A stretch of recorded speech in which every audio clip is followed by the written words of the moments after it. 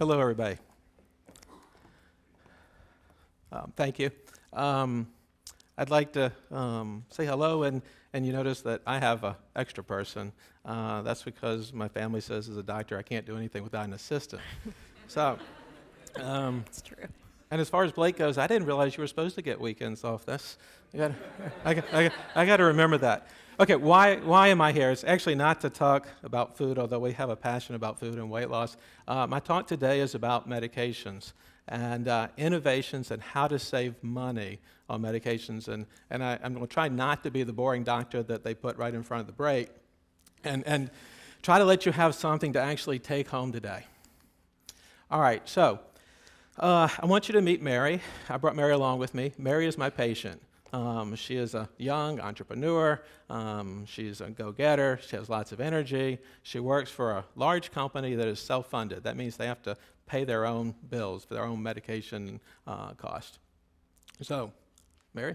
Dr. Bradley, seriously, I cannot afford my medications. They're just too expensive. I'm on 6 medications. I can't do it. Anyone else in the audience? I mean, this is becoming a more and more common problem. Medication costs are, it's something that you individually feel every month. What did you go to the drugstore?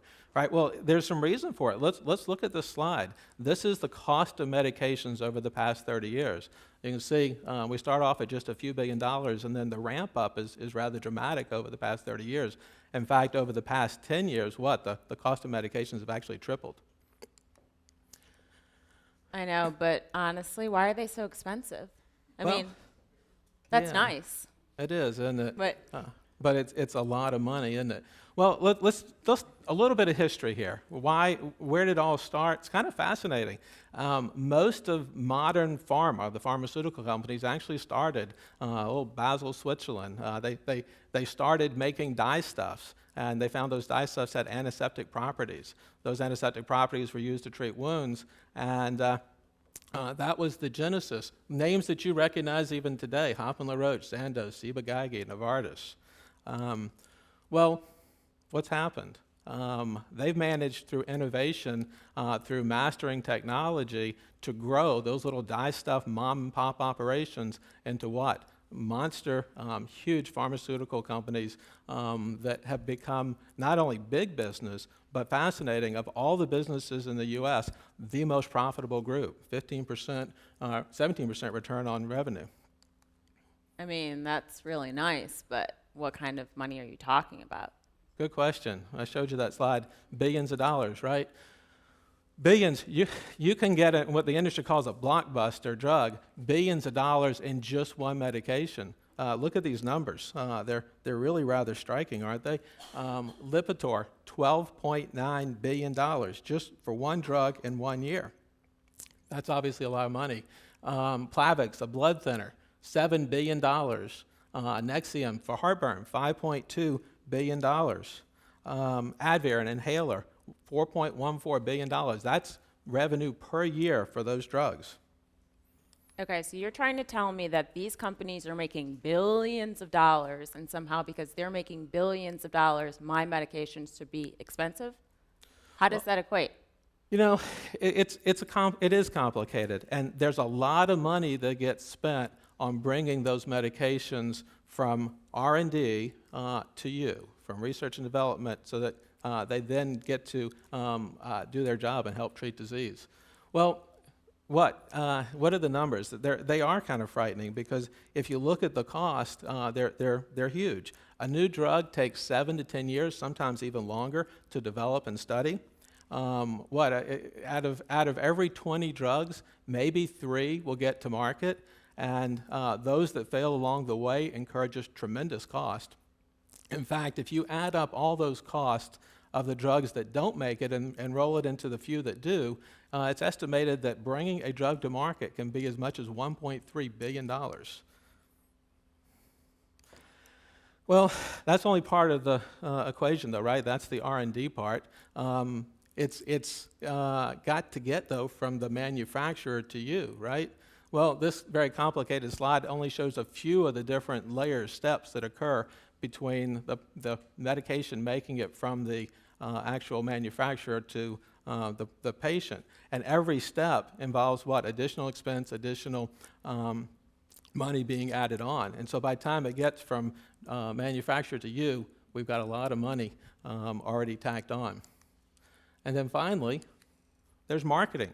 Somebody's got to tell me about the drug. Somebody's got to convince me that I want to prescribe it. Somebody's got to convince the patients that they might want to take it. This, again, a fact that really might surprise most of you, it's kind of fascinating, is more money is spent every year on marketing than actually on R&D. A kind of a fact that's often overlooked. The costs are complicated. There's pharmaceutical reps that have to be paid. There's, quote, free samples. There's the direct-to-consumer advertising. You probably don't realize that for every one physician, there's 7 pharmaceutical reps calling on me. I know, but I have insurance. Can't my do. insurance help me with this? You do. You have, I mean, not everybody, but you have insurance. Your company is footing part of the bill. Well, interesting what's happened with insurance, though. If I go back 20 years or so when I started practice, there was no coverage for prescriptions. Whatever the cost was, you paid it, which was about $30 a month.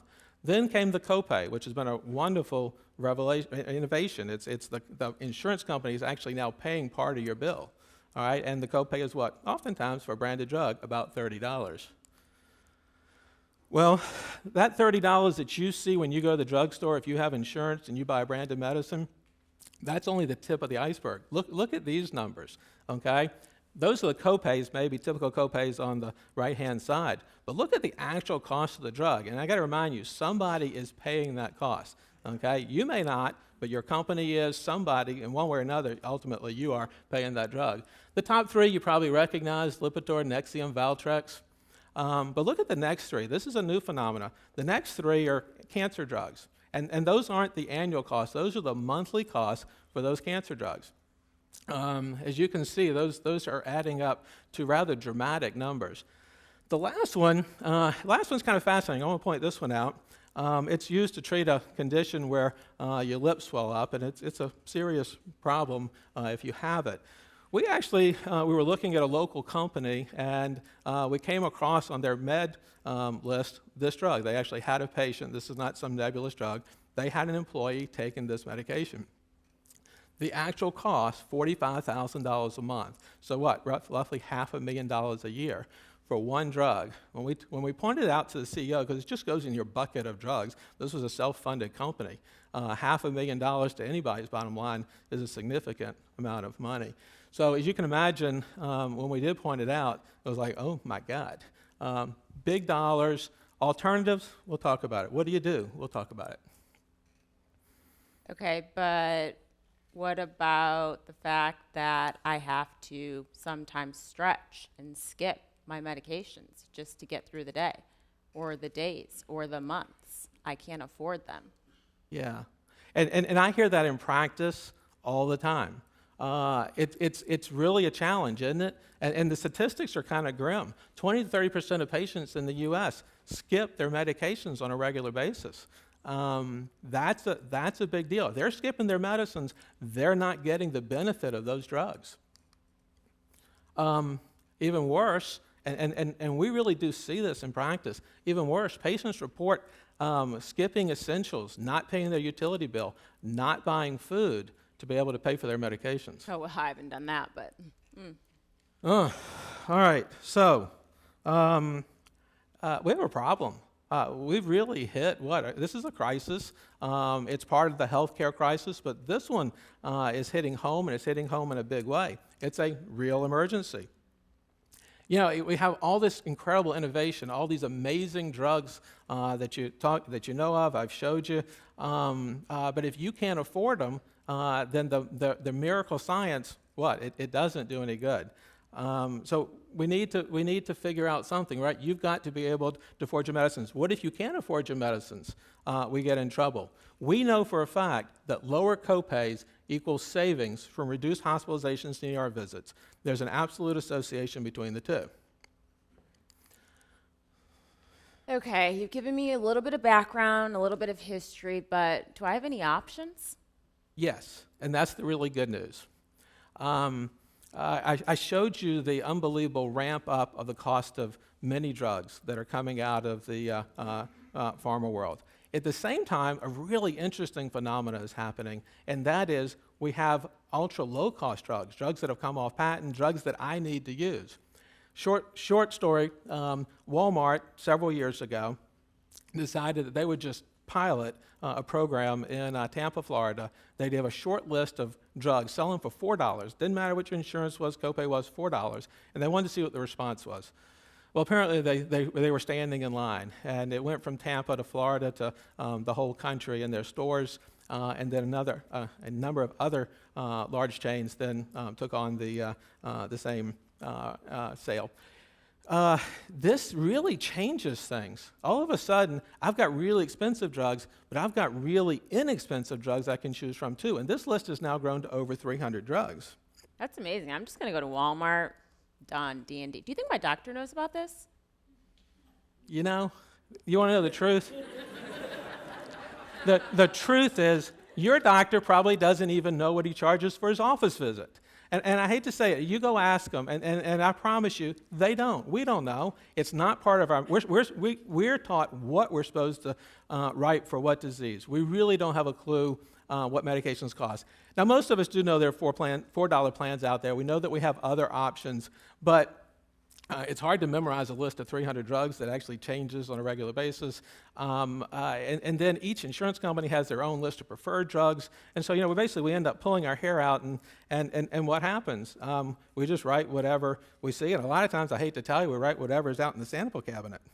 And then you got to remember, most of your doctor visits are 10 to 15 minutes, and medications, prescription selection is just one part of it. So you can only expect so much. Okay, so my medicines I can't afford. My doctor doesn't know everything. The history is nebulous. It's a little confusing. Yeah. Solutions? Solutions. We like to say the trick, the science is to find the best medicine at the best price. That's not necessarily the least expensive medicine. It's whatever the best medicine is for that particular person, for that particular condition, at the best price. All right, I'm going to go through some really quick examples. You don't need to know the drugs. You don't have to follow this, except to quickly, if you notice on the left-hand side, this is a generic column. Right-hand side is what I can run out to the sample cabinet and grab samples of, okay? Now, there's a step therapy for hypertension, published guidelines, and we're just going to do the same thing on both sides, except left side, we're going to use a $4 plan if it's possible. Right side, I'm going to the sample cabinet. So first drug is $40. You might know that on the $4 plans, you can actually get 3 months for $10, so $40 a year. Second choice, actually it's a combo. It doesn't actually increase the cost. Still at $40. Add another one, $80. Last one's not on the $4 plan, but if you know where to go, it's inexpensive. I got 4 drug therapy for only $160 a year, not a month, a year. All right, I'm running out to my sample cabinet. I don't actually have, the first one's generic only, so I can't grab that one, so we'll leave it at $40. But now watch what happens. I'm going out to get those, what? I said free samples, right? First one does what? Oh my God. We just went to $1,248 following your few weeks worth of a free sample for the one drug. All right, well, let's say your pressure's not controlled. I got to add another one. Oh, what are we at? $1,948. Well, your pressure's still not controlled. I need to grab one more, just like I did over here on the other side, and I'm at what? $3,382 for very comparable therapy. What's the difference? This one, I was thinking. This one, I was walking out into my hallway and grabbing samples. Wait. I know what I'm going to do. I'm just going to have my doctor prescribe me generics. Well, you'll hear a lot of that, right? And your insurance company will tell you, get generics. And that's only part of the story, though, okay? Because what happens, these are 2 generic drugs, but all generics actually aren't cheap or aren't priced the same. These 2 drugs, if you asked 100 doctors, they'd all tell you they're very comparable. They're the same class. They treat blood pressure. There's very little difference between the 2. but look at the difference in price. One's on the $4 plan, one's not. Your doctor really could pick either one with, and feel perfectly comfortable, but one's going to cost you or someone else a lot of money, one's not. Let me give you another example really quick, and I'm not trying to pick on Lipitor because it is a great cholesterol-lowering drug, but it's very popular, and a lot of people are taking it. One thing you may not know is that for many medicines across the prescribing range, across the different milligrams, they're the same price. So if you knew that, then what you might be able to do is ask your doctor, could I split this pill in half? Could you double the milligrams and let me just split them in half? And what would happen? What would happen? Well, you would go from $1,500 a year to $750 a year, and all you did was split your pill in half. But there's some other options too, in fact. You can go with a generic alternative. Generic Zocor simvastatin can be had as low as $60 a year, or even generic pravastatin, which can be had as low as $40 a year. Difference in savings, I think you can see that one. All right, real world example. Chatham County, the employer, let us look at their medications, and when we were reviewing it, we said, you're spending $231,000 a year for your employees on Lipitor. We're just talking about one employer, one drug.